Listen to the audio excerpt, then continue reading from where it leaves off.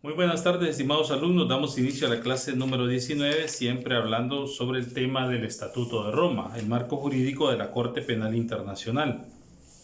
Haciendo una breve retroalimentación de la última clase, habíamos dicho de que dentro del preámbulo del Estatuto se encuentran establecidos en un primer momento algunos principios que recoge la Carta de las Naciones Unidas, como es el principio de respeto a la soberanía de los estados, establecida en el inciso séptimo del preámbulo, cuando dice: destacando que en este contexto que nada de lo dispuesto en el presente estatuto deberá entenderse en el sentido que autoriza a un estado parte a intervenir en una situación de conflicto armado o en los asuntos internos de otro estado. Básicamente aquí está el vínculo que tenemos con las Naciones Unidas como un organismo subsidiario. De hecho, si lo vemos, el artículo 2 lo afirma legalmente y dice: la Corte estará vinculada, dice, con las Naciones Unidas por un acuerdo que deberá aprobar la Asamblea General de los Estados partes en el presente estatuto y concluir luego el presidente de la Corte en nombre de esta.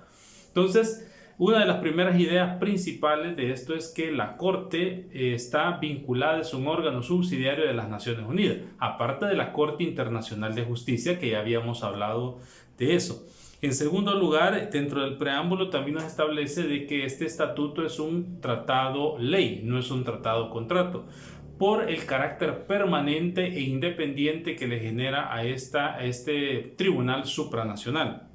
Dice: decidido, dice, a los efectos de la consecución de estos fines y en interés de las generaciones presentes y futuras, a establecer una Corte Penal Internacional de carácter permanente, independiente y vinculada con el sistema de Naciones Unidas, que tengan competencia sobre los crímenes más graves de trascendencia de la comunidad internacional en su conjunto.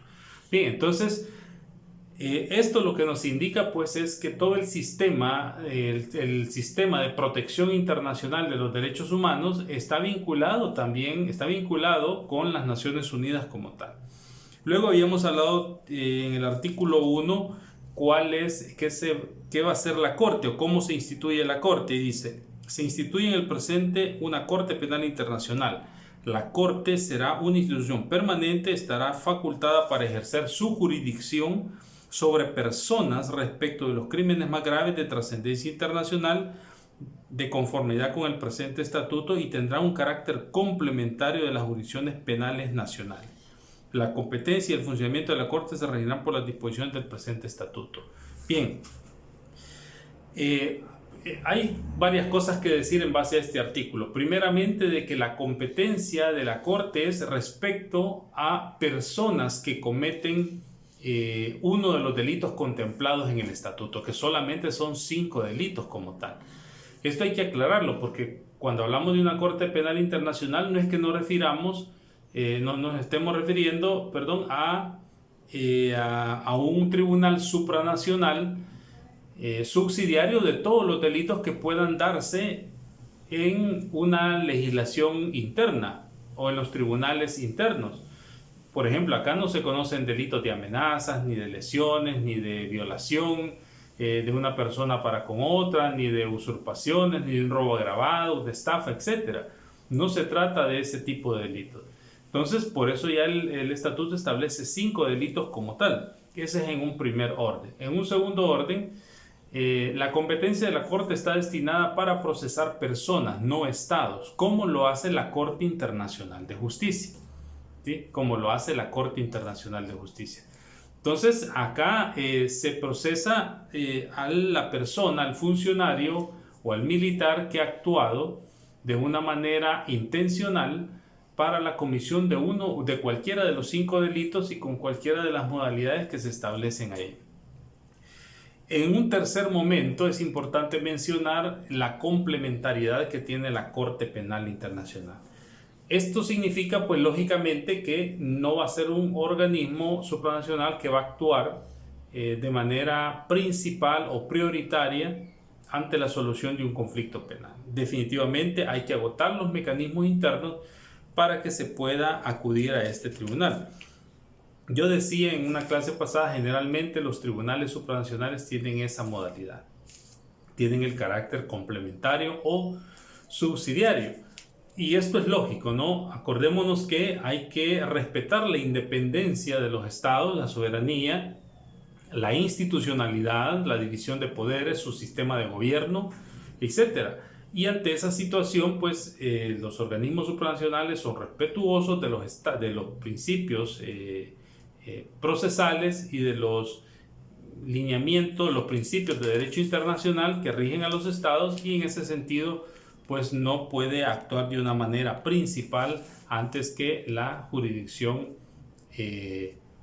interna como tal. Entonces, pero aquí surge la pregunta interesante: ¿en qué momento se pueden establecer una complementariedad de la Corte? ¿En qué situaciones podemos decir, mire, aquí ya opera la complementariedad de la Corte, o hay un paso para que la Corte pueda actuar? Bueno, puede darse, la doctrina establece dos momentos específicos. Uno, cuando haya una falta de integración o desintegración, ¿verdad?, diríamos, de la normativa penal y procesal penal que pueda tener el sistema de justicia interno. Es decir, cuando en nuestros códigos penales no están tipificadas algunas conductas que sí las recoge el Estatuto de Roma, y se dan esos casos en cualquier país, en cualquier estado que es suscriptor del estatuto, pero por el hecho de no estar tipificados como tal, no se procesan penalmente, o se procesan con otra, digamos, con otras figuras, con otra intencionalidad, aplicando, fíjense bien, aplicando a veces la famosa discrecionalidad judicial. Entonces, ese es un momento en donde la complementariedad de la Corte puede aparecer, debe aparecer como tal. Ahí es digamos, como un elemento, diríamos, de orgánico, de falta de estructura orgánica de nuestras legislaciones, y donde se puede aplicar perfectamente. Y el otro momento es cuando, no obstante están reguladas las conductas, los procedimientos en las legislaciones internas, los estados muestran una irresponsabilidad, una falta de investigación a propósito, por supuesto,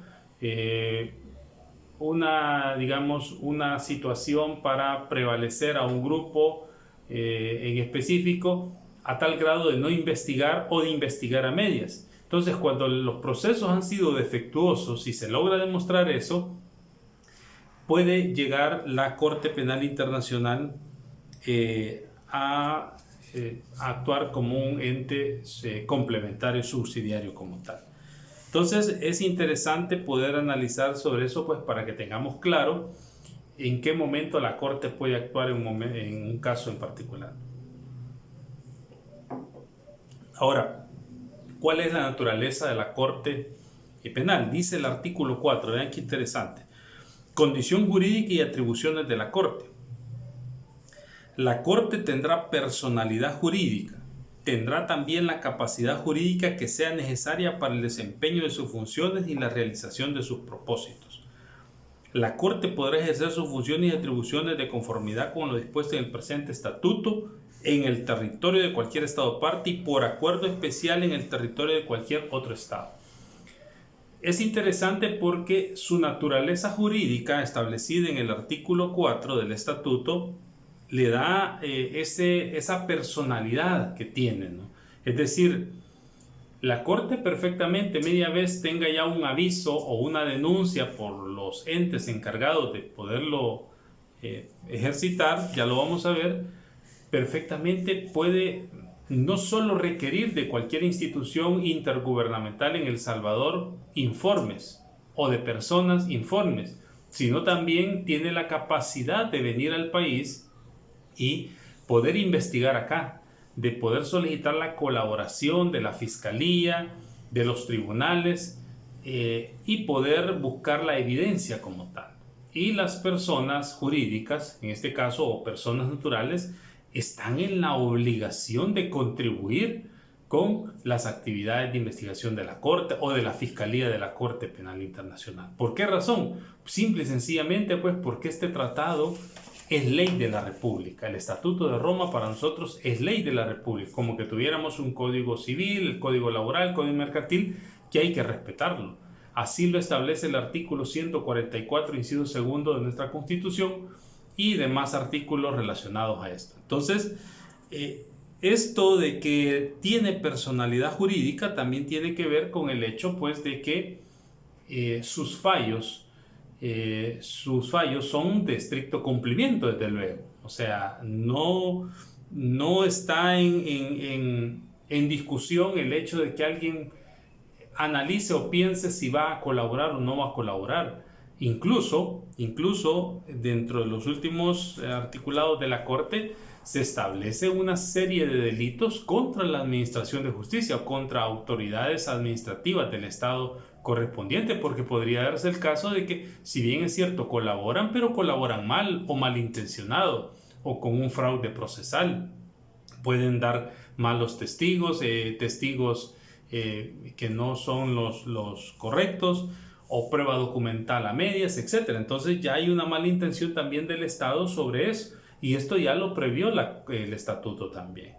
Entonces, cuando se habla de esta personalidad, hay que entender de que en cualquier momento fíjense bien, pudiese nuestros códigos procesales penal remitir algún caso, digamos, o poner un apartado que en caso se logra demostrar la ineficiencia del Estado o la negligencia para investigar algún delito de los contemplados en el capítulo tal 10, digamos, relativos al sistema internacional, pues podrán remitirse a la Corte Penal Internacional. Eso perfectamente el Estado de El Salvador lo puede hacer, como cualquier Estado. Ahora, son decisiones, acordémonos, bastante delicadas, arriesgadas, sí legales y necesarias en algún momento, pero es donde convergen, pues, por los intereses que hay y los casos que pueden irse descubriendo, o las actividades que se están generando en un momento coyuntural, que los representantes, pues, pueden decir: no, mire, se es muy aventurado, digamos, generar, digamos, una competencia aún más directa sobre lo de la Corte. Pero son cuestiones discutibles como tal. Luego dice: la Corte podrá ejercer sus funciones y atribuciones de conformidad con lo dispuesto en el presente estatuto en el territorio de cualquier Estado parte, o por un acuerdo especial en el territorio de cualquier otro Estado. Podrá ejercer, dice, funciones y atribuciones de conformidad con lo dispuesto en el presente estatuto en el territorio de cualquier Estado parte.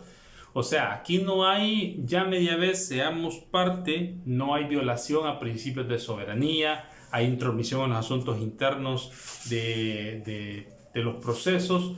No aplica nada de eso, no hay, digamos, una regla que nos lleve a establecer que la Corte está violando la institucionalidad del Estado, etc. ¿Por qué? Porque el artículo 4 es claro y está diciendo que puede actuar en cualquier estado, de parte del Estado del territorio. Incluso desde por acuerdo especial en el territorio de cualquier otro Estado. Aquí vamos a relacionar el artículo 87, numeral quinto, de este mismo estatuto, y dice: solicitudes de cooperación, disposiciones generales. Y vean lo que dice el quinto.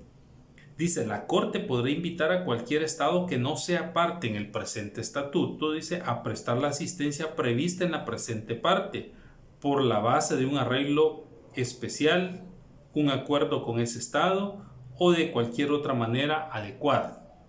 Cuando un Estado que no sea parte en el presente estatuto y que haya celebrado un arreglo especial o un acuerdo con la Corte se niegue a cooperar en la ejecución de las solicitudes a que se refiere el arreglo o acuerdo, la Corte podría informar a ello de la Asamblea, a los Estados partes o al Consejo de Seguridad si éste le hubiese remitido el asunto. Claro, también es importante mencionar que un Estado que no sea parte puede colaborar con la Corte en un caso determinado, por un arreglo, un acuerdo especial con ellas. Y ese acuerdo también es vinculante, es obligatorio. Es decir, no puede verse nada más un acuerdo como diríamos, como una colaboración sin obligaciones como tal. Una colaboración a discreción del Estado, de ninguna manera. Cuando hay un arreglo, se deben de respetar los términos y el Estado que decide colaborar debe hacerlo a cabalidad, ¿no? con lo que se comprometió, porque de lo contrario, decíamos, puede ser remitido el caso también al Consejo de Seguridad. Por eso vemos que están vinculados con las Naciones Unidas. Y el Consejo de Seguridad podrá tomar alguna decisión para hacer que el Estado cumpla, o en un momento determinado, pues acordémonos que a nivel internacional las presiones, digamos, en términos de cualquier índole, político, económico, tienen muchas variantes como tal.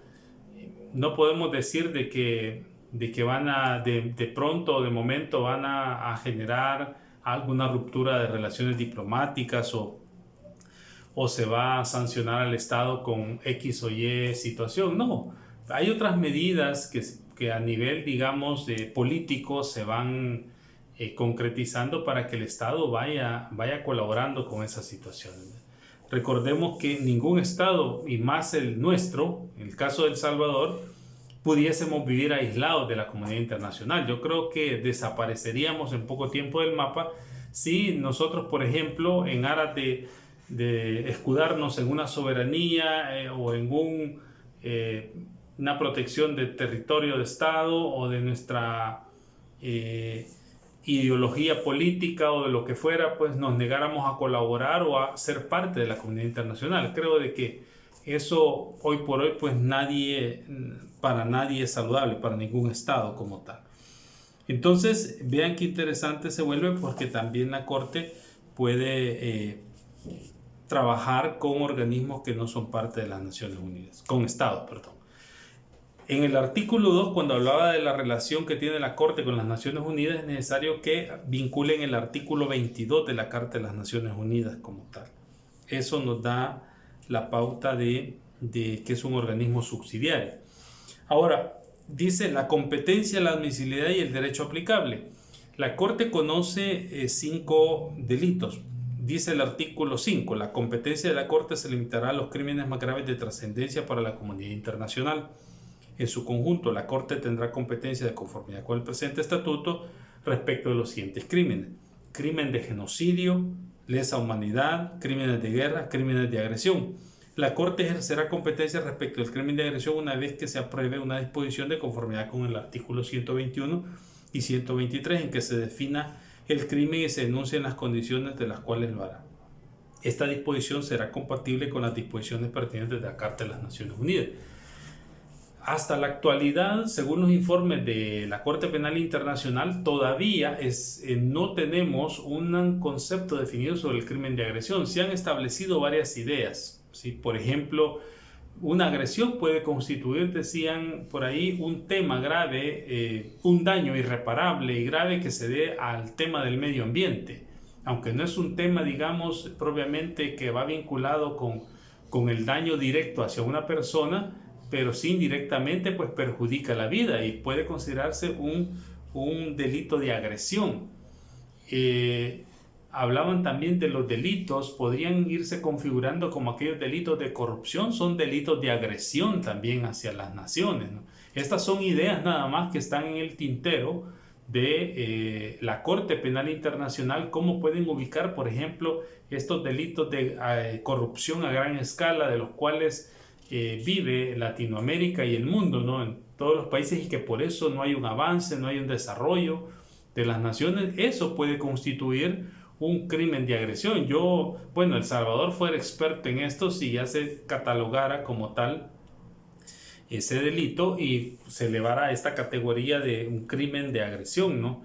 El hecho de la corrupción cuando hay ingresos, cuando hay un enriquecimiento ilícito, peculados, etcétera, y que eso pues se genere un daño perdón, a la población, ¿no? Nada menos vemos el caso de la presa del Chaparral, cuando se habla de esa cantidad de millones, que por supuesto habría que demostrarlo, pero ¿qué no pudo haberse hecho con esa cantidad extra de millones que se han pagado?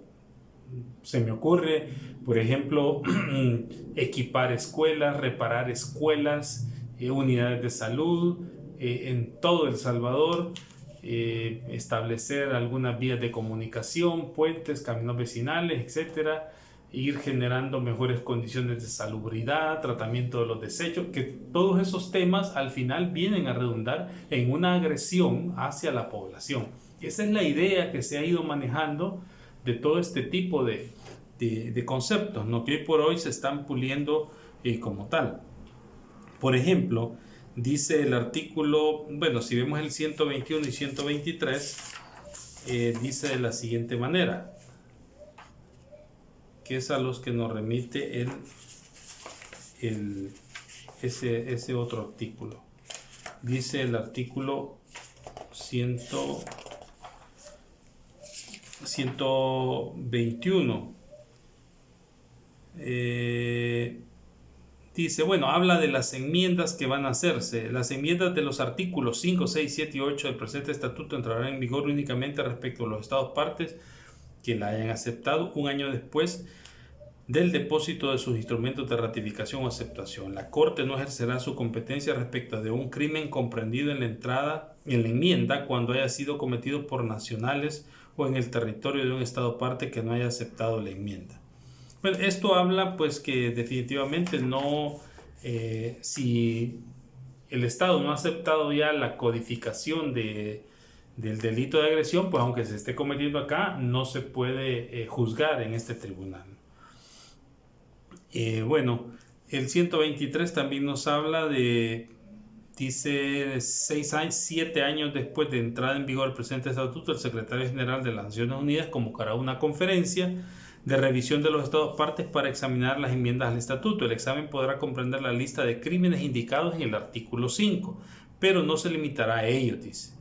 La conferencia estará abierta a los participantes de la Asamblea de los Estados Partes y en las mismas condiciones de esta. Claro, quiere decir que pudieran agregarse otro tipo de delitos que los estados consideren que la Corte debe conocer. Esto no está cerrado como tal. El objeto es ir mejorando, ir solidificando la Administración de Justicia Penal Internacional. Posteriormente, en cualquier momento, a petición de un Estado, dice parte, y a los efectos indicados en el párrafo 1, el secretario de las Naciones Unidas, previa a la aprobación de una mayoría de los Estados partes, convocará una conferencia de revisión para los Estados partes, ya cuando hay una propuesta como tal de incorporación, de modificación, de anulación de un articulado o de mejora, etc. Las disposiciones de los párrafos 3 al 7 del artículo 121 serán aplicables. Bueno, este ya es otra cosa como tal. Pero tenemos esa dificultad con el delito, con el crimen de agresión. Ahora, con los otros 4, el genocidio, los delitos de lesa humanidad, los crímenes de guerra, crímenes de guerra, hay una gama bastante amplia o situaciones en las cuales el estatuto contempla de que se cometen esos delitos. Por ejemplo, dice el artículo 6, a los efectos del presente estatuto se entenderá por genocidio cualquiera de los actos mencionados a continuación, perpetrados con la intención de destruir total o parcialmente a un grupo nacional, étnico, racial o religioso como tal. Y habla de la matanza de miembros del grupo, lesión grave a la integridad física y mental de los miembros, sometimiento intencional del grupo a condiciones de existencia que hayan de acarrear una destrucción física total o parcial, medidas destinadas a impedir nacimientos en el seno del grupo, traslado por la fuerza de niños del grupo a otro grupo. Vean qué interesante, a lo mejor son conductas que algunas de ellas tal vez en nuestro país no las hemos vivido todavía, pero sí en países del Medio Oriente, de Europa y también en África, sí se cometen, por ejemplo, las medidas destinadas a impedir nacimientos en el seno de un grupo. Imagínense que de pronto acá en El Salvador se empezara a generar esa conducta, ¿no? Como una política, digamos, de parte de los ministerios de educación, de salud, donde se va a establecer de que cierto grupo social o a ciertas mujeres de grupo social no se les va a permitir ni que puedan, digamos, engendrar un hijo o a cierto grupo crear el seno de la familia. Podría darse.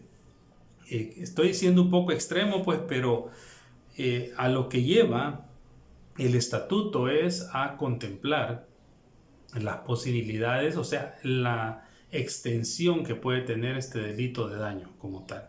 Eso es el traslado por la fuerza de niños del grupo a otro grupo. Bueno, viene a mi memoria el momento cuando detienen a los niños que van rumbo a Estados Unidos y los separan de sus padres, y hay un traslado de esos niños también. Entonces, aunque se hace, entiendo, bajo una ley interna, pues, pero eso puede ser motivo de una discusión como tal. Crímenes de lesa humanidad, artículo 7. Quizás con estos hemos estado un poco más identificados. Y los ubicamos básicamente porque se dan en periodos de conflicto armado, en periodos de guerras civiles o guerras entre estados como tal. Dice, a los efectos del presente estatuto se entenderá por crimen de lesa humanidad cualquiera de los actos siguientes cuando se cometa como parte de un ataque generalizado o sistemático contra una población civil y con conocimiento de dicho ataque. Cuando se habla de un ataque generalizado o sistemático, se está refiriendo no a un evento esporádico o aislado, sino que es algo constante, organizado y jerarquizado. Es decir,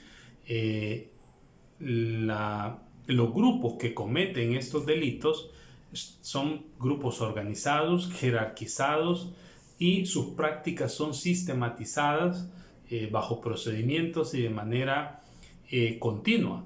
Entonces, por eso es importante establecerlo, un ataque generalizado o sistemático contra una población civil y con conocimiento de dicho ataque.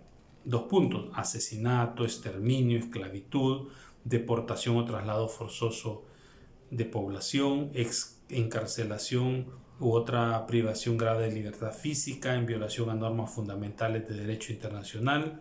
Vean que encarcelación u otra privación grave de libertad física en violación de normas fundamentales de derecho internacional, tortura, violación, esclavitud sexual, prostitución forzada, embarazo forzado, esterilización forzado, cualquier otra forma de violencia sexual de gravedad comparable. Bueno, si hacemos imagínense que de pronto viene y alguien denuncia a la policía, al Estado de El Salvador, mediante la Policía Nacional, al Estado de El Salvador por la falta de condiciones en las que están los detenidos provisionalmente acá en las Bartolinas. 100 personas en un cuartito de 10 por 10 o 5 por 5. Y en las condiciones inhumanas o degradantes. Y no se resuelve nada sobre eso, no obstante haber presentado los medios probatorios. Perfectamente, ese es un delito de lesa humanidad. La encarcelación u otra privación grave de libertad física en violación de normas fundamentales de derecho internacional. ¿Cuál es la violación a las normas fundamentales de derecho internacional? Bueno, las que están en la Declaración Universal sobre los Derechos Humanos, el Pacto Internacional de Derechos Civiles y Políticos, la Convención Americana.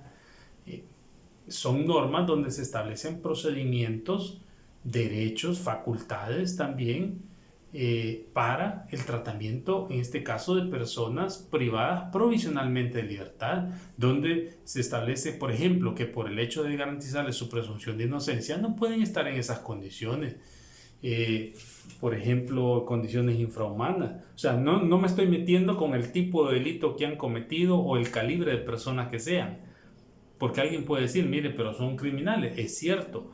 Pero el punto es de que ahorita en el momento procesal en el que están, no tendrían que estar en esa condición. No estoy diciendo tampoco en un hotel de 5 estrellas, porque ahí pueden haber personas también civiles, llamémosle así, que no formen parte, digamos, de otras estructuras criminales o otro tipo de delincuente como tal. Entonces, ese podría ser, o es más bien dicho, un crimen de lesa humanidad como tal.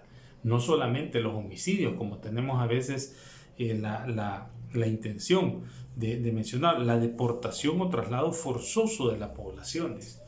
La deportación o traslado forzoso, imagínense que hay varias circunstancias, ¿no? Acá para establecer eso. Ahora, cada estado, si bien es cierto, tiene la facultad o es soberano de decidir quién entra o quién no entra en su país y bajo qué condiciones y bajo el cumplimiento de qué requisitos.